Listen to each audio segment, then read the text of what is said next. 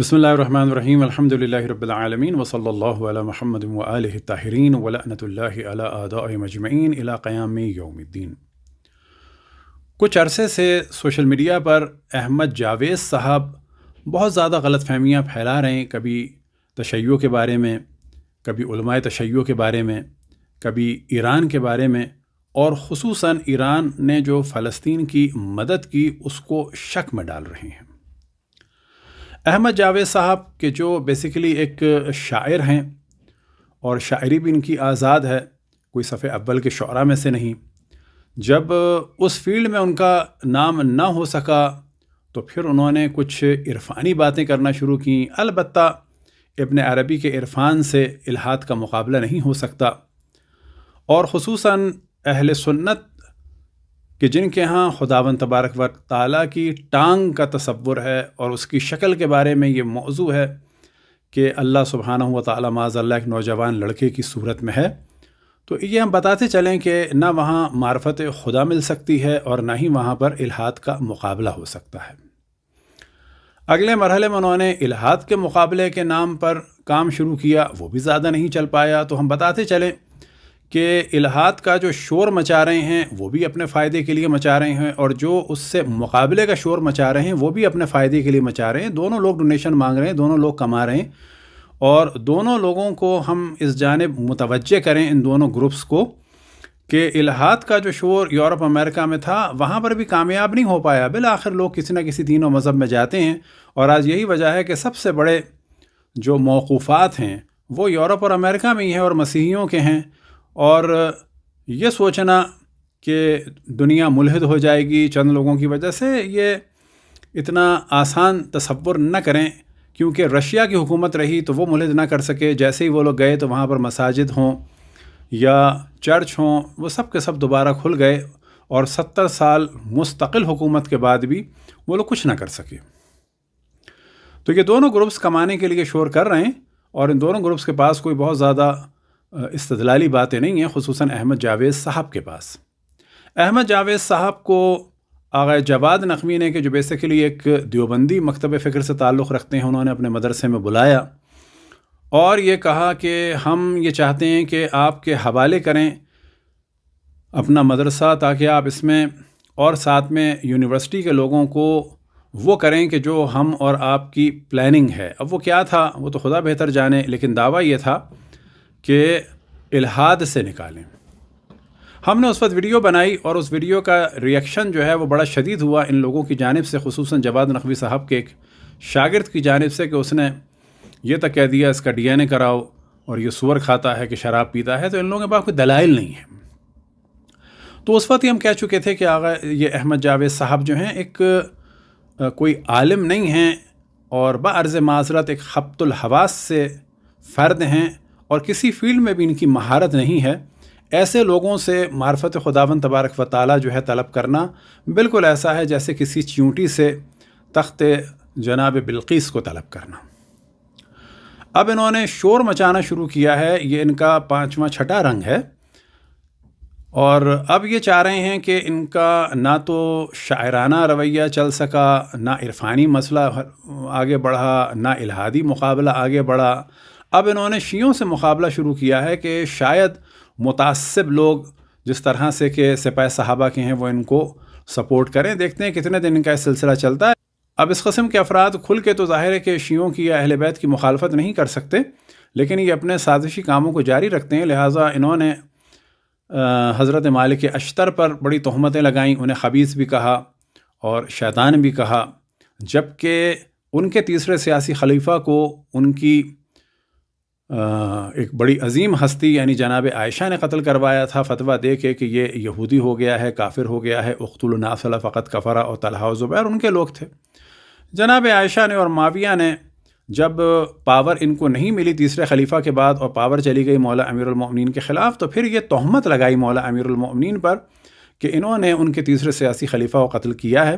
لہذا اس موضوع کو ہم پہلے ڈسکس کر چکے ہیں، یہ ہم نے گفتگو اس وجہ سے کی کہ اگر کچھ لوگوں کو اب تک نہیں معلوم ان کے بارے میں تو وہ یہ جان لیں۔ اب انہوں نے 23 فروری 2024 کو تقریر کی، غزہ شاباش ایران، خبردار پاکستان۔ اب ان کا پرابلم کیا ہے؟ ان کا پرابلم یہ ہے کہ انہوں نے تو کبھی ظاہر فلسطین کے لیے آواز نہیں اٹھائی، نہ علماء دیوبند نے، نہ علماء بریلی نے، نہ علماء اہل حدیث نے، نہ علماء عرب نے، نہ علماء عجم نے، ان کے تمام حاکموں نے بھی آواز نہیں اٹھائی۔ ان کا سو کال جو ایک خلیفہ ہے اردوغان کے، جو ایک منافق شخص ہے، تو وہ تو خود اسرائیل سے اس کے تعلقات ہیں، اور ان چند ماہ میں کہ 30,000 فلسطینی مارے جا چکے ہیں، لیکن سب سے زیادہ اگر فائدہ ہو رہا ہے اقتصادی اعتبار سے تو وہ ترکی کو ہو رہا ہے۔ عرب حکمران کے جو ظاہر ہے کہ سب مسلک اہل سنت پہ ہیں، وہ بھی دفاع نہیں کر رہے۔ اب نہ علماء فتویٰ دے رہے ہیں اور نہ ان کے لوگ کچھ حرکت کر رہے ہیں۔ اب ہم احمد جاوید صاحب سے عرض کریں گے بعرض معذرت کہ آپ ہوں یا آپ کے علماء دیوبند ہوں یا علماء بریلی کو ملا لیں یا علماء اہل حدیث کو ملا لیں، طالبان سے کہیں کہ وہ کچھ کریں۔ اب یہاں پر شور کیا جاتا ہے کہ جی ایران راستہ نہیں دے رہا، یہی آرگومنٹ آغا جواد نقوی نے بھی کیا، یہی سپاہ صحابہ نے کیا۔ تو یہاں پر ہم عرض کریں گے کہ جب آپ لوگ اور آپ کی خواتین جہاد النکاح کے لیے جا رہی تھیں شام، تو راستہ دیا تھا اردوغان نے، اور سب کے سب استنبول سے جا رہے تھے۔ تو آج بھی آپ راستہ ڈھونڈیں، اور فلسطین کا راستہ ایران سے نہیں جاتا، وہ مصر سے جاتا ہے، اردن سے جاتا ہے، تو وہاں بائی پلین جائیں۔ اچھا، اگر آپ جنگ نہیں کر سکتے تو احمد جاوید صاحب سے ہم عرض کریں گے کہ آپ اور لوگوں کی طرح سے انسانی ہمدردی کے عنوان سے کچھ لے جائیں، پیسے وغیرہ، کہ جب نان مسلم یہ کام کر رہے ہیں تو آپ بھی کر سکتے ہیں، لیکن آپ کو کرنا نہیں ہے۔ آپ کو کرنا نہیں ہے۔ کرنا کیا ہے؟ یہ بتانا ہے کہ جو کچھ ہوا ہے وہ ایران نے کیا۔ جس وقت یہ حملہ ہوا تھا اسی وقت ہم نے ایک ویڈیو بنائی تھی اور واضح کہا تھا کہ یہ حملہ کلیئر نہیں ہے، اور ہم یہ واضح کہہ رہے ہیں کہ حملہ ابھی تک کلیئر نہیں ہے کہ یہ فلسطین کے فائدے کے لیے کیا گیا ہے یا اسرائیل کے فائدے کے لیے، کیونکہ جب یہ حملہ کیا گیا تو حماس کے بھی بعض لوگوں کو اس کا علم نہیں تھا، نہ ایران کو علم تھا، نہ حزب اللہ کو علم تھا، اور نہ ہی شام والوں کو علم تھا۔ اور ہم نے اس وقت بھی کہا تھا ممکن ہے یہ حملہ اس لیے کیا جا رہا ہے کہ غزہ کو بھی خالی کرا لیا جائے، اور اب وہی قرارداد چل رہی ہے کہ غزہ کو خالی کرایا جائے گا۔ دوسرا ہم نے احتمال دیا تھا کہ ممکن ہے کہ یہ حملہ اس لیے ہوا ہے تاکہ ایران کو، حزب اللہ کو، شام کو، عراق کو الجھایا جائے، یہاں سے امریکہ مارے، یہاں سے اسرائیل مارے، اور یہاں سے آپ کے یہ سلفی وہابی اور دیوبندی مارے، اور ISIS کو دوبارہ فعال کیا جائے۔ لہٰذا جس دن حملہ ہوا اسی دن ISIS والوں نے شام کے مختلف علاقوں پہ حملہ کیا تھا۔ پھر یہ کہ ایران نے ہمیشہ سپورٹ کیا، اس کا انہوں نے ہمیشہ اقرار کیا، لیکن بڑی عجیب بات ہے، اب کہتے ہیں کہ جی ایران نے ساتھ نہیں دیا۔ سوال یہ پیدا ہوتا ہے کہ کیا ایران سے پوچھ کے حملہ کیا تھا؟ ان سے پوچھ کے تو حملہ نہیں کیا۔ کیا یہ ممکن ہے کہ جو بھی حملہ کر دے اس کی ذمہ داری ایران لے لے یا اور کوئی شیعہ لے لیں؟ لیکن اب تک جو بھی ساتھ دے رہے ہیں، ایران ساتھ دے رہا ہے، عراق ساتھ دے رہا ہے، وہ بھی شیعوں کے ہاتھ میں، لبنان سے ساتھ دیا جا رہا ہے، وہاں پر بھی شیعہ حزب اللہ والے ہیں، یمن سے ساتھ دیا جا رہا ہے، وہ بھی شیعہ ہیں۔ آپ لوگ کہاں ہیں؟ افغانستان کہاں ہے؟ آپ کے علماء کہاں ہیں؟ آپ کی حکومتیں کہاں ہیں؟ اب کیونکہ ان کو یہ خطرہ محسوس ہو رہا ہے کہ عرب دنیا میں شیعوں کا نام ہو رہا ہے، تو پہلی بات ہم بتاتے چلیں کہ ساری دنیا یہ مان رہی ہے کہ فلسطین کا ساتھ شیعہ دے رہے ہیں۔ انقلاب کے فوراً بعد یوم القدس کا اعلان کیا امام خمینی نے، آپ کسی عالم نے نہیں کیا۔ آپ نے کتنی دفعہ شرکت کی یوم القدس کے جلوس میں؟ کبھی آپ نے نہیں کی ہوگی، یا ممکن ہے کبھی کر لی ہو، لیکن عملی اعتبار سے کیا کیا؟ اب ہم آپ سے سوال کرتے ہیں کہ اب آپ کیا کرنا چاہتے ہیں؟ آپ کی کیا پالیسی ہے؟ آپ کیا کرنے کے لیے بے چین ہیں اس وقت؟ ہم دیکھتے ہیں کچھ نہیں ہے۔ پریشانی یہ ہے کہ شیعوں کا مورال ہائی ہو رہا ہے، اور یہ پریشان ہیں کہ لوگوں کی توجہ اس وقت شیعوں کی جانب ہے، تو وہ تو دیکھیں ہوگی۔ آپ کے گھر میں اگر آگ لگے اور آپ بھاگ جائیں اور کھڑے رہیں، تماشا دیکھتے رہیں، اور آپ کے گھر والوں کو، بیوی بچوں کو ہم بچائیں، تو آٹومیٹکلی وہ آپ کی مذمت کریں گے اور ہماری تعریف کریں گے۔ ممکن ہے کہ وہ مذہبی اعتبار سے بھی قریب ہو جائیں۔ یہ بھی یاد رکھیں کہ یہ ایک شور مچایا جا رہا ہے تاکہ سنیوں کو ایکسپلائٹ کیا جائے۔ کوئی فلسطینی شیعہ نہیں ہو رہے ہیں۔ فلسطین کو امریکہ بھی سپورٹ کرتا ہے، ناروے بھی سپورٹ کرتا ہے، پانی بجلی اسرائیل سے آتی ہے۔ اسی طریقے سے مختلف ممالک کو مختلف ممالک سپورٹ کرتے ہیں، تو کیا ان کے دین و مذہب کو لے لیتے ہیں؟ ایسا نہیں ہے۔ لیکن ہاں، وہ تعریف کر رہے ہیں شیعوں کی، لیکن تعریف کرنے سے سب شیعہ بھی نہیں ہوتے۔ آپ کی پریشانی یہ ہے کہ یہ سب شیعہ ہو جائیں گے، اور یہ ہم بتائیں گے جو آپ نے بعض جگہ جملے کہے. تو یہ بات واضح ہے کہ یہ حملہ کلیئر نہیں ہے. پھر ہم دیکھتے ہیں کہ اسرائیل والوں نے ایک میوزیکل کانسرٹ رکھا، دنیا بھر سے لوگ بلائے، اور سب سے پہلا حملہ اسی پہ ہوا تاکہ دنیا بھر کی توجہ اس جانب دلوائی جائے. سوال یہ پیدا ہوتا ہے کہ اتنا سادہ سا یہ حملہ تھا کہ پیرا گلائڈر کے جو 20-25 کلومیٹر فی گھنٹہ کی رفتار سے اڑ کے جا رہے ہیں، نیچے سے بھی ان کو فائر کر کے مارا جا سکتا تھا. اس میں کمانڈوز بیٹھ کے جو ہے وہ اسرائیل میں داخل ہو گئے. یہ پورا ایک ڈرامہ تھا اور یہ کلیئر ہو جائے گا. اور جب ہم نے اس پر تقریر کی تھی تو کچھ لوگوں کو ہضم نہیں ہو رہا، تدریجاً اب ہضم ہو رہا ہے. تو آپ یہ چاہ رہے ہیں کہ اس ڈرامے میں ایران بھی شامل ہو جائے. ہاں، ایران کتنے لوگ مارے گئے ہیں فلسطین کے لیے، کچھ تو انصاف کریں. اسی دوران تقریباً درجنوں افراد حزب اللہ کے مارے گئے، شام میں مارے جا رہے ہیں. آپ کا تو کوئی نہیں مارا گیا.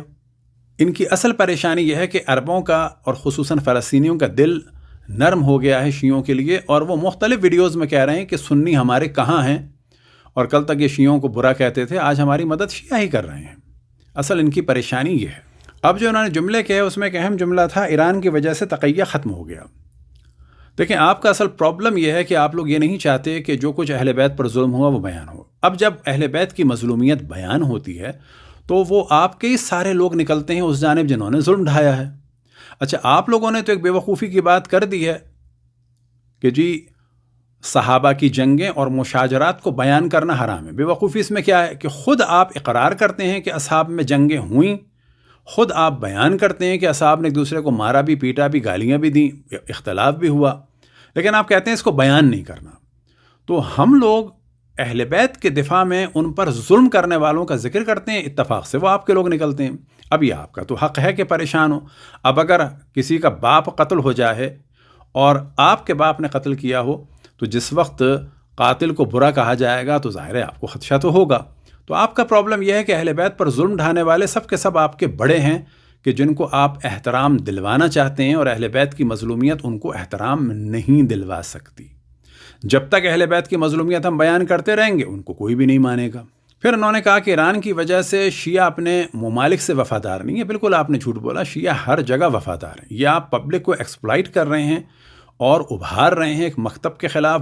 بات میں آپ کہتے ہیں کہ میں مذہبی منافرت نہیں پھیلا رہا. یہ مذہبی منافرت اور نفرت پھیلانے والی بات نہیں ہے تو کیا ہے؟ آپ کی شاعری اور عرفان اور الہاد کے مقابلے کے بعد جب آپ نے دیکھا کچھ نہیں چل رہا تو آپ نے کہا کہ یہ چلائیں، یہ بھی نہیں چلے گا. پھر یہ انہوں نے کہا کہ تقیہ کے ختم ہونے کو تبرے کی آزادی بنا رہے ہیں. ہم تبرے سے کیا مراد؟ اظہار برات، دشمنان اہل بیت کے چہرے سے نقاب ہٹانا.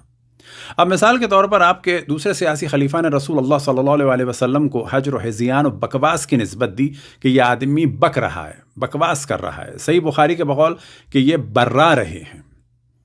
آپ کے لیے ہم کہیں کہ آپ برا رہے تھے فلانی ویڈیو میں، آپ کو برا لگے گا، لیکن آپ لوگ رسول اللہ صلی اللہ علیہ وسلم کے لیے کہتے ہیں کہ وہ برا رہے ہیں. معاذ اللہ معاذ اللہ معاذ اللہ، برا رہے ہیں اور بڑبڑا رہے ہیں، یہ دونوں ایک چیزیں ہیں. اب ہم رسول اللہ کا دفاع کرتے ہیں تو آپ کے بڑوں پر تو ظاہر چھیٹ آنی ہے. تو کوئی ہم تبرے بازی نہیں کرتے، حقائق بیان کرتے ہیں، اور ظاہر جس نے رسول کی توہین کی ہم اس سے اظہار برات کرتے ہیں. ہم تو جو رسول آل رسول کے مقابلے میں ان پہ لعنتیں بھیجتے ہیں. آپ جو رسول آل رسول کے مقابلے میں ان کا دفاع کرتے ہیں. پھر انہوں نے فرمایا کہ ہمارے علماء کی کم استعدادی، عوام کی بے حسی اور عرب حکومتوں کی مفاد پرستی و بے حمیتی مسلمانوں کا اندرونی تناسب بدل جائے گا. تو بھائی اندرونی تناسب بدل جائے گا تو اس کے لیے آپ کیا کریں گے؟ شیعوں قتل کروائیں گے، ان کے خلاف جھوٹ بولیں گے جو آپ نے اپنی تقریروں میں کیا. ظاہر ہے آپ ساتھ نہیں دے رہے جو ہم نے پہلے مثال دی، تو تناسب بدلے نہ بدلے، لیکن نہیں بدلتا. یہ آپ خالی شور مچا رہے ہیں. اگر تناسب بدلنا ہوتا تو 40 سال میں فلسطین میں آدھے شیعہ ہو چکے ہوتے.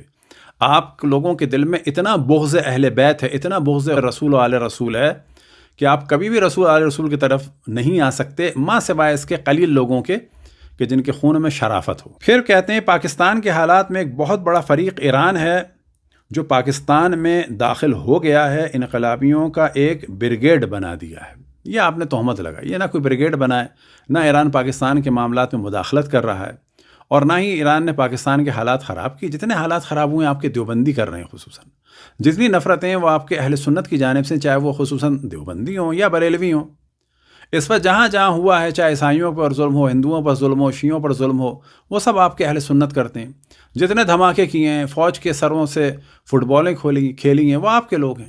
جو کچھ آپ لوگوں نے دہشت گردی مچائی سوات میں، فاٹا میں، وانا میں، اور فوجیوں کو مارا، دھماکے کیے، آج بھی آپ دیکھیں جہاں جہاں فوجیوں پہ حملہ کیا جاتا ہے کہ شیعہ حملہ کرتے ہیں نا، سب اہل سنت کرتے ہیں، اور خصوصاً وہ سب کے سب مذہبی ہوتے ہیں، اور ان میں بھی خصوصاً وہ دیوبندی ہوتے ہیں۔ پھر یہ کہتے ہیں داخلی طور پر جو بحران متوقع ہے وہ دین نبوت کو نہیں رہنے دے گا۔ اگر ہم لوگ اسی طرح بیٹھے رہ گئے، نبی کا دین اور نبی کا مرتبہ اور اللہ کے ساتھ زندہ تعلق کی روایت نہیں رہ جائے گی۔ آپ کے اللہ کے ساتھ کون سی زندہ روایت ہے؟ وہ اللہ کے جو ٹانگ جہنم میں ڈالے گا، وہ اللہ کی جس کی شکل ایک لڑکے جیسی ہے، وہ اللہ کے جس کے بارے میں آپ کہتے ہیں کہ سب کچھ اس کا ہے سوائے داڑھی کے اور اس کی شرمگاہ کے، کہ ہم لفظ نہیں بیان کر سکتے شرمگاہ کے لیے، یعنی اللہ کے پاس صرف وہ نہیں ہے، باقی سب کچھ ہے۔ پھر آپ کہتے ہیں جی معرفت خدا۔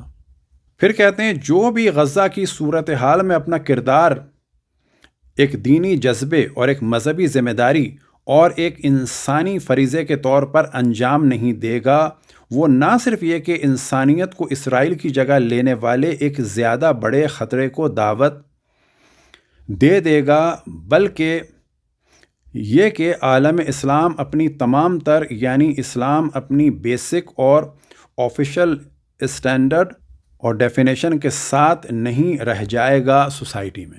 اب یہ کہہ رہے ہیں کہ اگر اس وقت ہم لوگ نہیں کھڑے ہوئے تو اسرائیل سے ایک بڑا خطرہ آ جائے گا۔ وہ کون؟ ایران اور شیعہ۔ خدا کا خوف کریں، کیوں لوگوں کو ورغلا رہے ہیں اور ہر 2 منٹ بعد کہتے ہیں کہ جی میں مذہبی منافرت نہیں پھیلا رہا، میں مذہبی بات نہیں کر رہا، میں رواداری کی بات کر رہا ہوں۔ یہ ایک منافقت ہے۔ پھر کہتے ہیں کہ شیخ احمد یاسین کے تربیت شدہ جو ہیں وہ تو تشیع کی جانب نہیں جائیں گے، لیکن ہاں حزب اللہ کی وجہ سے عرب عوام جو ہے وہ تشیع کی جانب مائل ہو جائیں گے۔ تو یہاں سے واضح ہو گیا اس بات سے کہ آپ کو یہ خوف ہے کہ آپ لوگ کیونکہ فلسطین کا ساتھ نہیں دے رہے، تو عرب لوگ یہ کہہ رہے ہیں کہ جن کو آپ یہودی ایجنٹ کہتے تھے، آج تو وہ یہودیوں سے لڑ رہے ہیں، وہ ساتھ دے رہے ہیں، آپ کہاں چلے گئے؟ البتہ یہ ہم بتاتے چلیں کل اگر اللہ نہ کرے خانہ کعبہ پہ بھی حملہ ہو جائے اور شیعہ فوجیں جائیں خانہ کعبہ کے دفاع کے لیے، تو آپ لوگ اس فوج کا ساتھ نہیں دیں گے بلکہ اس فوج کو قتل کروائیں گے، تاکہ اگر خانہ کعبہ شیعوں نے آزاد کروا دیا تو شیعوں کا مورال ہائی ہوگا اور اہل سنت شیعوں کا احترام کریں گے، اور آپ ایسا کبھی نہیں چاہتے۔ اور آپ شیعوں کا کیا احترام نہیں چاہتے؟ آپ تو اہل بیت کا نہیں چاہتے۔ اہل بیت کا کیا نہیں چاہتے؟ آپ تو رسول اللہ صلی اللہ علیہ وسلم کا نہیں چاہتے۔ یہی وجہ ہے کہ آپ جس نے رسول کی توہین کی اس کو احترام دیتے ہیں۔ پھر اس کے بعد جو توقع دلائی گئی تھی اس کا 1% بھی نہیں ہوا، یعنی ایران نے جو توقع دلائی تھی، ایران نے کیا توقع دلائی تھی کہ پیراگلائڈر کے ذریعے سے فتنہ بازی کرو، ایران نے توقع دلائی تھی کہ میوزیکل کانسرٹ پہ حملہ کرو، ایران نے توقع دلائی تھی کہ ہم سے بغیر پوچھے حملہ کرو، ایسی تو کوئی توقع نہیں دلائی تھی۔ آپ کے پاس کوئی اس کی دلیل ہے کہ ایسی توقع دلائی تھی کہ جا کے پیراگلائڈر سے حملے کرو پھر ہم تمہارے ساتھ کھڑے ہیں؟ پھر یہ کہتے ہیں کہ حماس فنا ہو جائے تو بھی ایران کے لیے مفید ہے، حماس جیت جائے تو بھی ایران فاتح ہے۔ یعنی یہ کہہ رہے ہیں کہ ایران ایک گیم کر رہا ہے کہ حماس کو کچھ بھی ہو جائے، ایسا نہیں ہے۔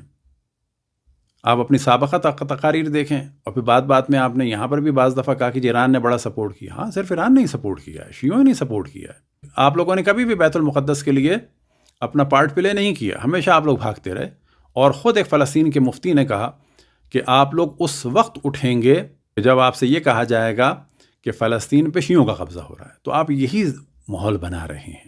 اب ان کا جو ایک اہم ترین موضوع ہے جس سے لوگوں کو سمجھنا چاہیے کہ ان کا ایک پرابلم ہے پی ٹی آئی سے، اور یہ جو انہوں نے گفتگو کی ہے خصوصاً اس زمانے میں کی ہے کہ جب پی ٹی آئی کا الائنس ہوا MWM سے اور وفاق میں اور پنجاب میں، یہ ہوا کہ ان کے ساتھ ان کی پارٹی کو استعمال کرتے ہوئے حکومت بنائیں گے، تو اسی زمانے میں انہوں نے یہ تقاریر شروع کی ہیں، اور اس کا انہوں نے اظہار کیا ہم پر ہماری قومی مفادات اور مذہبی معاملات پر ضرب لگنے کا ایک قوی احتمال ان الیکشن کے نتائج کی صورت میں پیدا ہو چکا ہے، اور جس طرح کے انقلابی جذبات کا اظہار ہو رہا ہے وہ ایرانیوں کے جذبات انقلاب سے ماخوذ ہے، پس یہ خیال رکھیے گا۔